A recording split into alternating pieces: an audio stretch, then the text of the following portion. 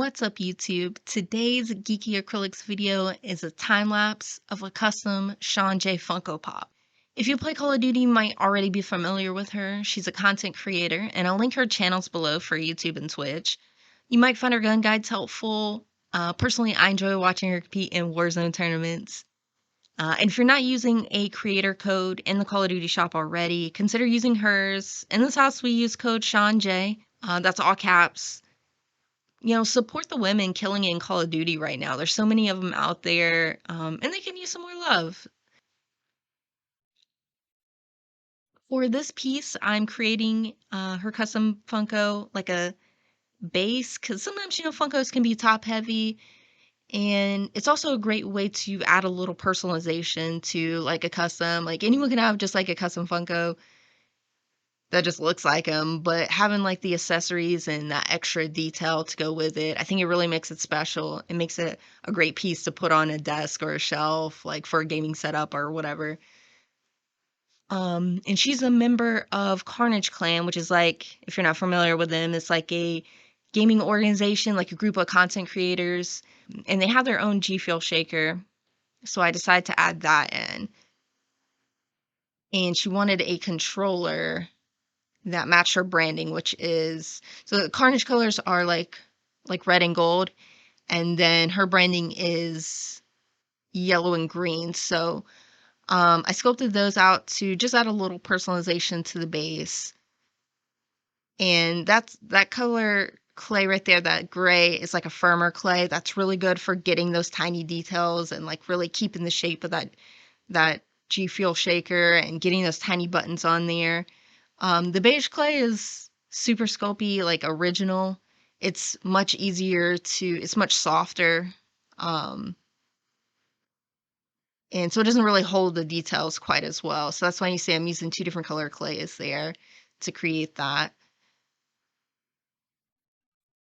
So obviously the clay is baked here, and this is the like priming part.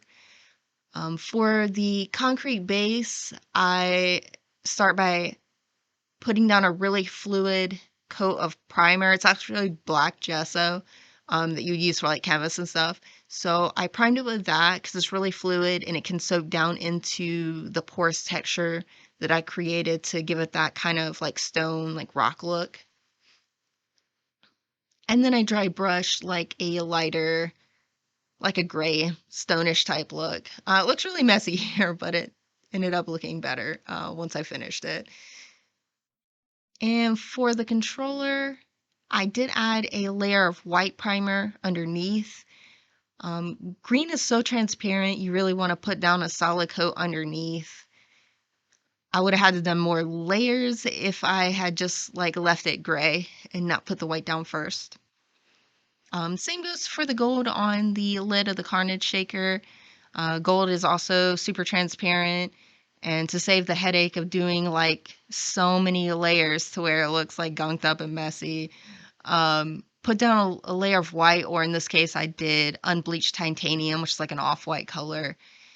And by doing that, I only had to put down like 2 thin coats of the gold to get really good coverage. So that was nice. Getting those tiny little buttons on the controller was definitely a task. As you see there, I'm using like a wooden skewer that has a really fine point on it to just kind of tap those buttons because they are so small. And that is white primer as well, because the buttons are going to be yellow. Green, gold, yellow, they're also transparent. So having that base layer for all that was great. For the Carnage Jacket, I pictured this idea. I thought it'd be really cool to put her in a custom Carnage Jacket. These things don't exist in the real world, but I think they should. I'd love to see a limited merch drop for this. Maybe someone can make that happen. But I kind of went back and forth whether to do gold sleeves or red sleeves. Up until the last minute, I wasn't sure what I was going to do, but I ended up going with the red, which I think was a good choice because we already had the pop gold for the chain. So I think it turned out really well. I'm really, really happy with the jacket. I think it was a cool idea. She loved it. I use a white charcoal pencil here just to kind of sketch out the design. Doing circles and getting logos and stuff right can be really hard. So you want to get it looking right before you even apply the paint. And I was just going to put one on the back, and she had mentioned adding one to the front. And I'm so glad she thought of that because, I didn't realize that her hair being so long, it was going to cover a lot of what was on the logo on the back, but you can still see it. It's there. I'm glad I did both. I think it looks really good. So I do end up adding like a little small logo to the chest of the jacket, which you'll see in a minute. Here I'm just making the zippers, like the little metallic touches for the zippers. I'm using Angelus leather shoe paints. This was left over from I love painting custom Jordans, and I did Punisher Jordans and Captain Marvel. And so I had these metallic paints left over from those. And so that's what I used for the gold and for the silver. So luckily I already had these, and they were super fluid, so they were really good to get those good coverage. And you can use Angelus paints. I'm not sponsored by them, but like I always hype them up to everyone because they're such great paints.